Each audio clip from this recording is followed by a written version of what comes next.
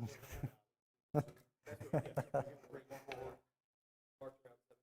right.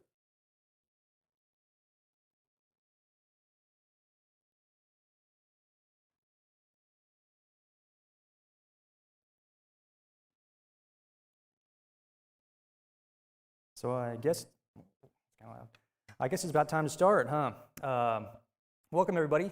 We're starting our new round of classes today. We're going to be studying the book of Esther in this class. Let's see. The book of Esther is 10 chapters long. We're probably going to be doing one chapter roughly a class, although the last chapter is only 3 verses, so probably won't take that long. And we have 12 class periods, so we'll be finishing up around the end of February. Esther is a pretty simple book. I was talking to Michael a second ago. He's been reading through it too, and pretty easy to understand. The lessons we take from it are fairly straightforward. I'm not saying that there isn't any depth there, but clearly there is, and hopefully that this study will be one we can explore that depth together and help us all in our walk with God. So, if you get a chance this week sometime, take a moment to look through it, read the book. It doesn't take that long. You can finish it in an hour or less for you speed readers, maybe 30 minutes. But this class period, we're not going to be jumping right into it. We're going to be doing some historical context and things like that. John is going to be our other teacher in this class. He will be taking Sundays, and I'll be doing Wednesdays. He has also got a little bit of an introduction, I think, for our next class too, so we won't be jumping into it Sunday either. So, now, as I was saying, chapter by chapter, 10 chapters, 12 classes. We're maybe a little short on material here, so last class, Jordan and Rick had an entire testament's worth of material to cram into just a few weeks, and they did a pretty good job at that. They had the big testament, so we kind of have the opposite problem here. That's why we're going to be going through the book line by line, word by word, going to examine the ancient Hebrew in minute detail. No, we're not going to be doing that. No.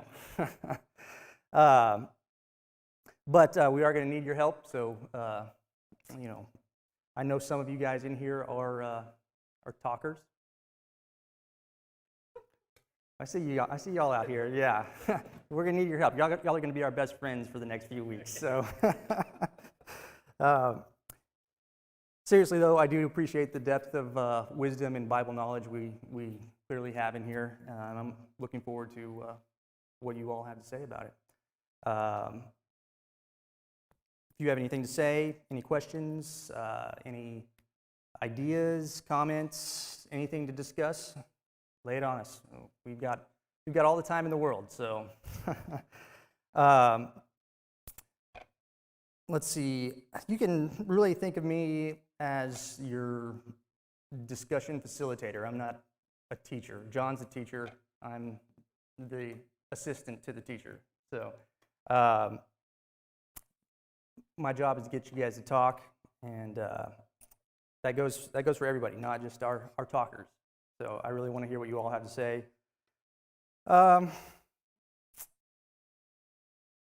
Tonight's class, like I said, it's going to be a little bit different. As introduction, you might have noticed our fancy map that looks like it's 100 years old. We'll be using that a little bit. We're going to go through some historical context, the timeline. Some of it's going to be review, just a little bit from Jordan's class. We're going to talk about the world that Esther takes place in. So. I'm not a historian by any means. I'm going to be kind of regurgitating some facts. Again, if anybody has anything to say, jump right in. We'll be happy to let you say whatever you'd like. So, all right, let's get into it. Esther is the 17th book in the Old Testament. It is the last book of, when we categorize the Bible, what book is it? What category does it fall in? Book of history. It's the last book of history, yeah. It comes right after Nehemiah and right before the book of Job. The name Esther itself, what does that name mean? What does that word mean? Anybody have any idea?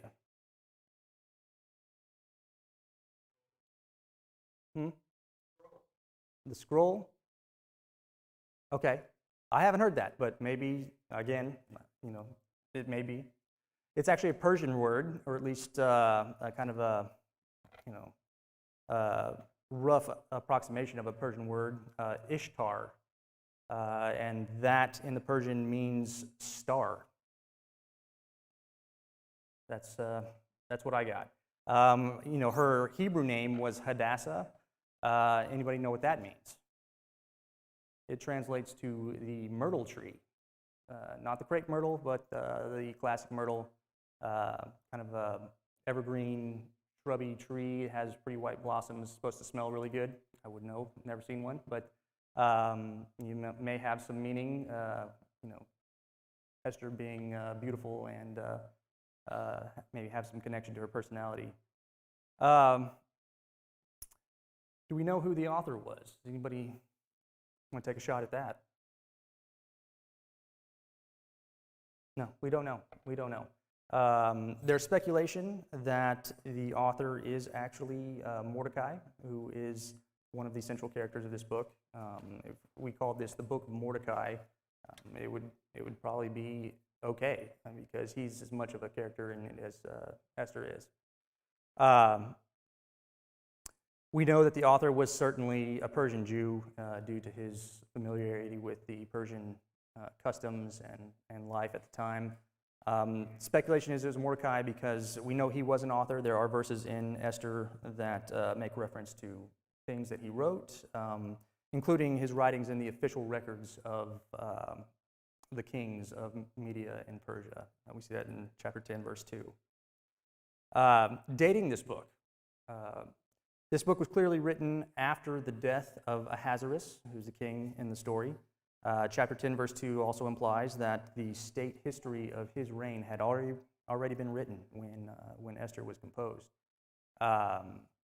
They don't write those until they're no longer the king. So he was dead at that point, and we know from secular contextual history, other documents, that he was actually assassinated in 465 BC. So we know it had to have been written after that. Scholars also point out the absence of any Greek influence. We know that Alexander the Great pretty much conquered all of Persia in 330 BC. So we know that somewhere between 465 and 330, we're pretty sure that Esther was written. Most suggest that it was written fairly close to the end of Ahasuerus' reign, maybe within 5 to 15 years, so 460, 450 BC. So Esther is kind of a unique book in the fact that, does anybody know why? There's something that is not in Esther that is in pretty much every other book of the Bible. Anybody know? God is not mentioned in the book at all. Kind of interesting to be a book of the Bible and not have the central character of the Bible in it whatsoever. Due to this, some stylistic things, a few statements made in the book, some historical discrepancies that have come up over time. There are some scholars that question whether this book should actually even be part of the Bible, if that's canonicity is authentic. Some people say it should be considered more of like a historical fiction book or Jewish propaganda even, or like inspiration for a conquered people. Obviously, I don't think so. I think there's some pretty clear things that point out that it is a canonical book. Probably the most notable is going to be the origin of the Feast of Purim, which comes into play later in the book. It's a thing. It's still celebrated by Jews today. The Feast of Purim. Yeah. It had to have some kind of origin. So we'll keep those kind of questions and stuff in mind as we move through the text. Maybe we can find some answers to them as we go through. Any comments on any of the stuff that I just said? Like I said, this class is a little bit different. I'm just kind of spitting out facts related to the book. Let's get into a little bit of the timeline involved. Yeah. I think you can. I think you can pretty well say that with the people that say that some people question whether it should even be in there. Mm-hmm. I'm sure it's not the case that God turned around one day and went, "Oh, how'd that get in there? I didn't intend for that to be in there." So there is a reason it's in there. There's definitely a reason. Yeah, that's right. We're going to explore it here for sure. But there are Bible scholars that say that this isn't an authentic book, and they have their reasons. So we'll get into that. All right, so kind of jumping back a few hundred years, 931 BC, King Solomon dies. Shortly thereafter, the kingdom splits. You all covered this recently, just in the last class. The northern kingdom is so bad that God basically decides they're irredeemable as a nation, and what happens to them? Right. The Assyrians march them off into captivity, never to be seen or heard from again. And the southern kingdom, they don't fare much better. They're still caught up in idolatry. What happens to them? The Babylonians. Yes, right. 586 BC, Jerusalem falls. Many of the Jews are carried off to Babylon and actually spread somewhat over the Babylonian Empire as well. They're under Babylonian captivity for the next 47 years. Where's Babylon? So have an idea about it. You can kind of see it in the bold letters here. Yeah, it's modern day Iraq, between the Tigris and Euphrates there. I think Rick, he's not here. He had he had one of his classes, the distance from Jerusalem to Babylon. I can't remember what he said exactly. It was like 400 or 500 miles, something like that. It's a long way, and you can see there's not a whole lot between here, so it's really even further away than it looks. But yeah, they're there for 47 years.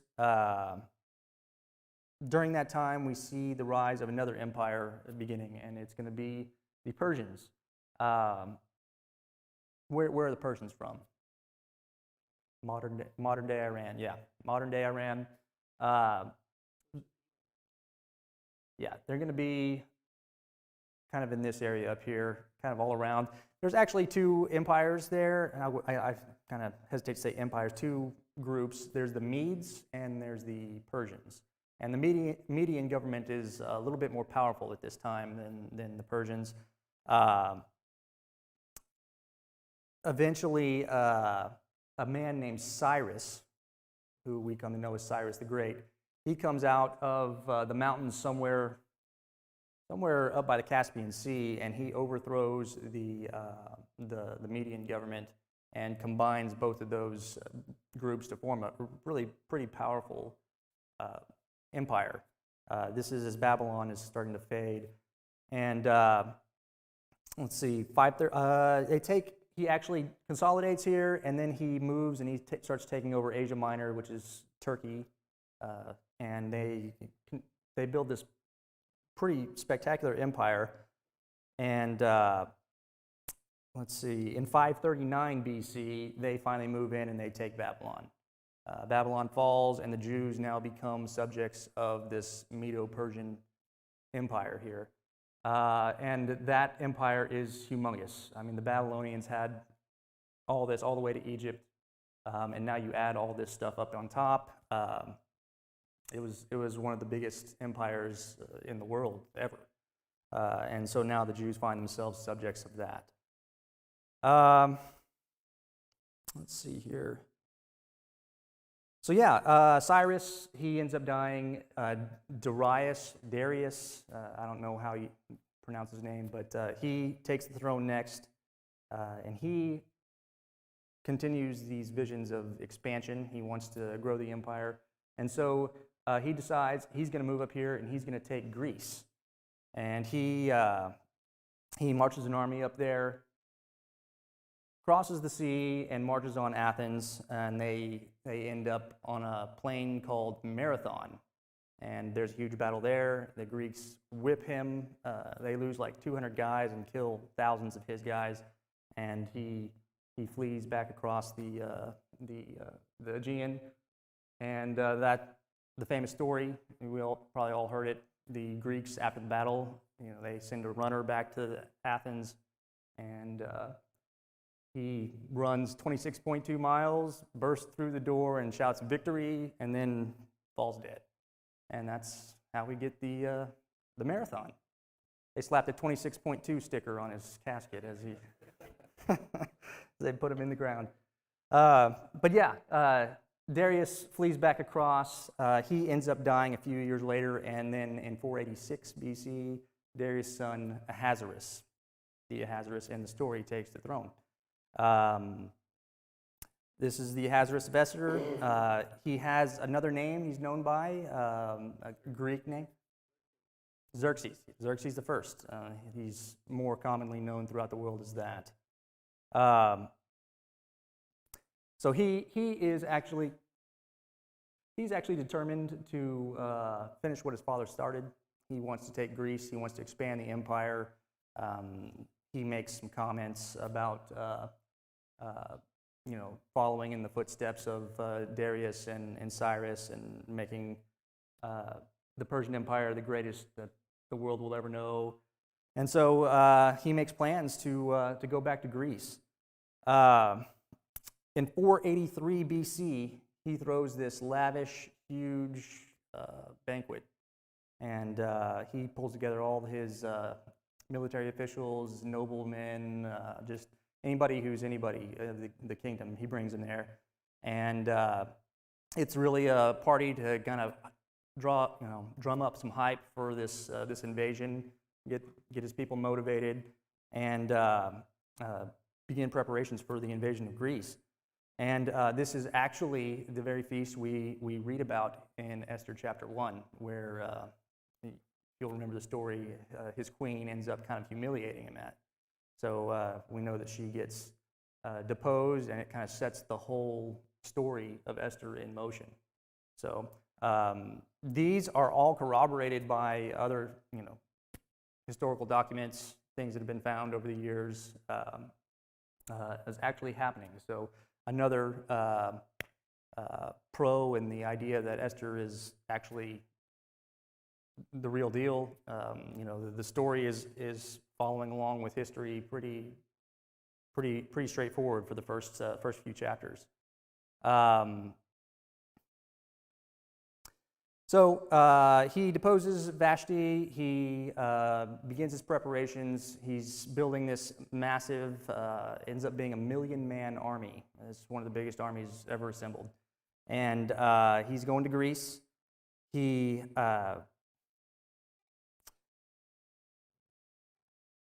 decides that he is going to build a bridge across the Dardanelles Strait, right here, where the Greece and Turkey almost touch.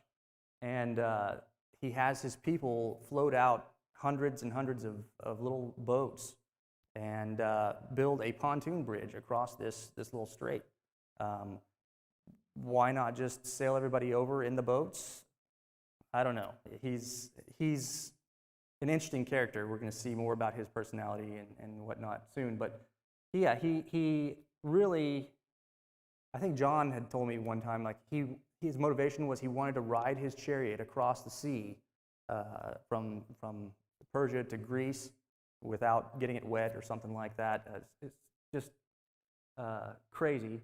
But the bridge ends up getting messed up a bit. He ends up, I mean, this is an amazing feat. They've built a pontoon bridge out of little boats, and a storm comes up, it gets damaged, and he decides that the builders need to be executed. He chops their head off, these people who've done this marvelous feat of engineering, and then he orders that the sea be lashed with a whip 300 times, like he has control over nature. So that kind of gives you some insight into what kind of guy we're dealing with here. Eventually, they get across the strait. He gets his army over, and he's on the march to Athens. And he's got to go. He's got to go by either coming up and going through inland. It's pretty mountainous. He can either go inland or he can take the shorter route through the coast, which is what he decides to do. He comes to a place. I forget where it is on the map, but basically it's a narrow pass on the coast where the mountains come in real close. It's impassable except for a very small, narrow way. They called it the Hot Gates, better known as, does anybody know what?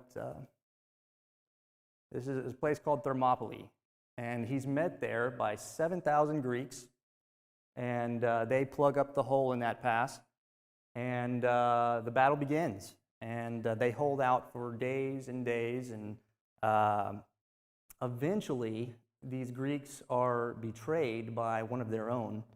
He leads the army up on a small mountain pass used by shepherds to get around and get behind the Greek lines.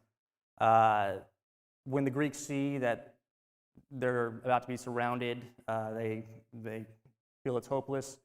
A number of them tell the rest of the army to flee, get back, save themselves, and 300 Spartans and a few hundred other Greeks stay behind to kind of hold off the Persian army while the rest of the army escapes.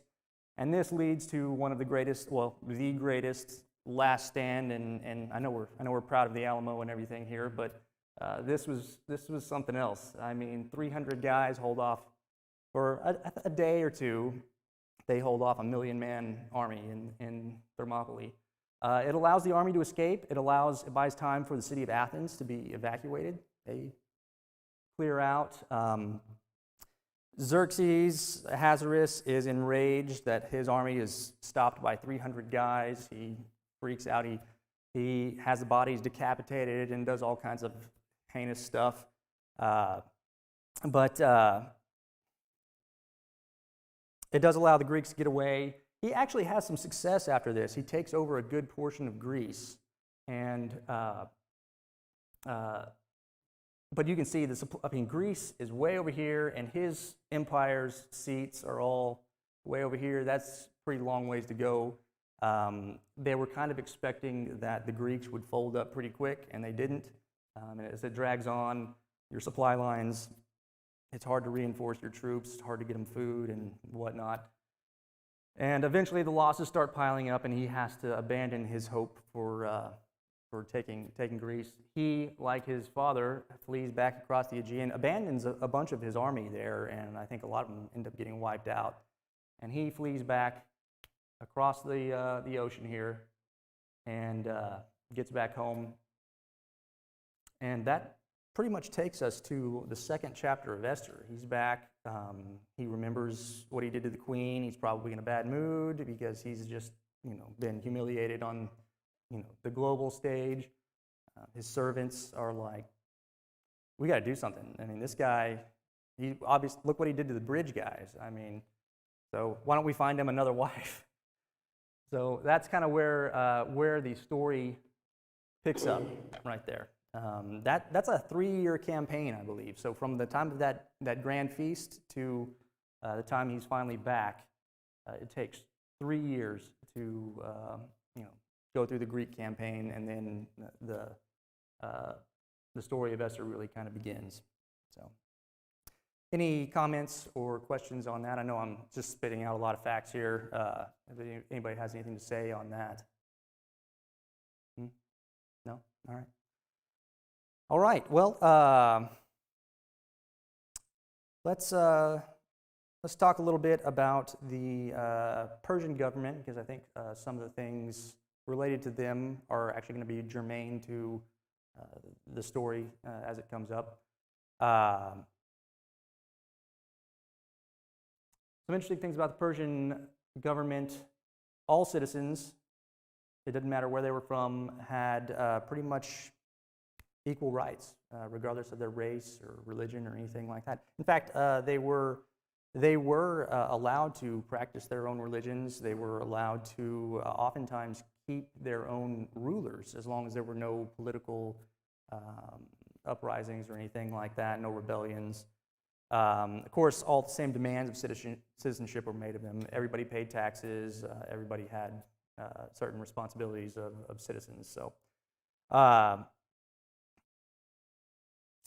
the Persian Empire had 3 capital cities, actually. Let's see here if we can find them on the map. I think 2 of them are on here. One was Persepolis, and I don't think it's on here. It's actually somewhere out to the east of the Persian Gulf down there. That was considered the royal seat, so it might be considered the main capital. The next one was Ecbatana, and you can kind of see it up here. It's up here in the mountains. That was the emperor's summer home. That's where they'd go to spend the summers. It was cool up there. It was just pretty pleasant, but got pretty rough in the winter, so they would leave it during the winter, and they'd come down here to where our story takes place, in Susa, or also known as Shushan. And I think, remembering Rick just talk about the distance, Shushan, where Esther and Mordecai are living, is now like 800 miles from Jerusalem. So they're way out there. They might as well be on the other side of the world at that point. But this is the winter home, really, of the emperors, and that the government would follow him around, obviously, because he was the law. He would basically make edicts, and wherever he was, that was where the government was. It sits on a pretty fertile valley. There's a little river here called the Chopsis. It feeds into the Tigris River, and so it was apparently a pretty beautiful place. Beautiful gardens, kind of the thing that you'd imagine a fancy Middle Eastern palace from ancient times. That would be Susa. So we'll actually talk more about the layout of the city and the palace and all that in some of the other chapters, as it actually describes it in the book. So the emperors ruled via a law called the Law of the Medes and the Persians. Does anybody know anything about that? It had kind of a unique and interesting way of ruling. Basically, the law stated that once a law is passed, it never can be changed. That's it. It's the law forever. The emperor himself can't overturn it. So we're actually going to see this come into play in the book. It might not necessarily be a bad thing if you have a rational thinking person in charge. You'd expect that anybody with half a mind would say, if this is permanent, we should probably think about this law and see if there's going to be any bad effects from it before we make it. Xerxes is not the most forward-thinking guy. He's very rash and impulsive, and we're going to see even more of that in the book as well. So it gets our characters here into quite the situation. The empire itself is actually divided into 21 different areas. They'd call them satrapies. They were overseen by a satrap. The satrap was like the local ruler. He might be a nobleman. He might be one of the conquered people's rulers that they've allowed to stay in power. The emperor also has these inspectors that would travel from satrapy to satrapy, and if they brought back a bad report, he probably got the axe. So you always wanted to be on the emperor's good graces. And so at its height, the Persian Empire spread from all the way to Greece to the Indus River, which would be it's like to India, basically. And then all the way down here to Egypt. So it was humongous. And perhaps the Romans were the biggest, I believe. It's one of the top 5 or 10 empires as far as size and population that have ever existed. And we're going to see that our humble characters, Esther and Mordecai, from a conquered people, they come up to rise to the very top, basically, of this one of the most powerful empires ever. So, any comments on any of that? Any questions, concerns?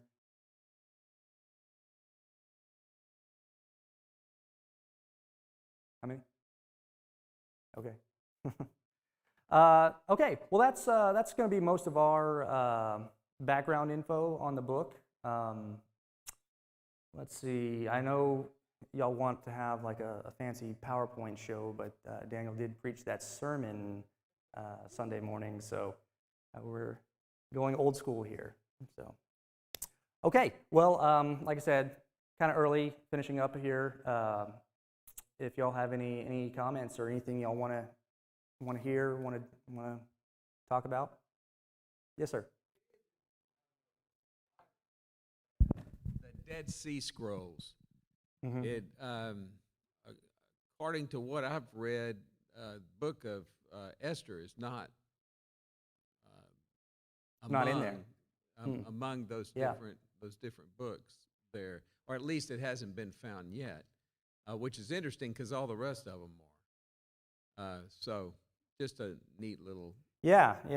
That is an interesting thing. I think I had heard that somewhere. I think there's several discrepancies with some of the books that are in there too. That there are chapters that were added that we don't normally see in our Bibles and in certain books. So, kind of just interesting thing to think about. So, okay. So I know I've just spit out a ton of information here. If I promise you, our other classes are not going to be this way. We're going to have a lot more discussion. There's going to be a lot more to talk about. But I think it's good to just get a little bit of background info on the book itself. It kind of always helps me to kind of look and see where in the world this is going on. It's not just, most of the rest of the Bible is taking place in a pretty small area. This is a much grander, wider scale here. So I know we're wrapping up kind of early here, but that's pretty much all I've got for tonight. Anybody, go ahead. It does help because it's not just a local person approaching the mayor. Mm-hmm. I mean, yeah. just what you presented really heightens the magnitude of the challenges that the people within the story are faced with. Because, like I said, it's not just a local government that they're approaching. This is the preeminent ruler in the world at the time. It's not just some small country or some small scale thing. This is a guy that has millions of people that are under his reign. He can raise million-man armies to march and cross the seas. That's definitely going to be interesting when we get to the story itself and we see what Esther has to actually do, the magnitude of what she has to do to save her people. So, okay. Yes, sir. Yes, sir. Why did they just go over in boats or whatever? It probably has a lot to do with the supply line issue as opposed to moving the army across. It has much more to do, I would imagine, I don't know, in proof. Again, but it's probably got something to do with keeping that supply line open to where they get supplies to their troops. Very likely, very possible. Again, I'm not a historian. I don't know the full facts of it, but that would make sense to me, trying to keep your food and your equipment and more men coming across. Boats are kind of little boats like that, notoriously unreliable. So, at least for moving million-man armies. Ryan, you had something? The other thought I would add, and I think you basically have covered it, but number one, the canonicity of the Esther. First, what I look to, when people dispute the canon, there's nothing in Esther that contradicts other scripture, which is very important because you've got the internal consistency of all of God's word. And number two, as you mentioned, you have consistency with world history from extra biblical sources. And finally, very important is that the core story in Esther, of course, is Haman wanting to destroy and annihilate all the Jews in Judah, but God always preserves the saved remnant. And of course, going back to Genesis 49:10, we're talking about the Messiah prophesied coming to Judah. And so Esther, in saving the Jews, preserved Judah, which preserved that small nation for the coming Messiah. Yeah. Well said. Well said. All right. Go ahead. I think one of the other key points that you made, especially when talking about how short-fused Ahasuerus is, I feel like when we study Esther, sometimes we're pretty quick to judge her about why is she being so timid to go talk to him about this.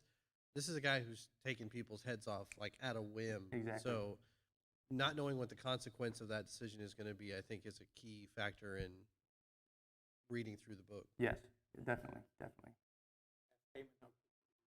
Yeah, he went from top dog to not so much pretty quick.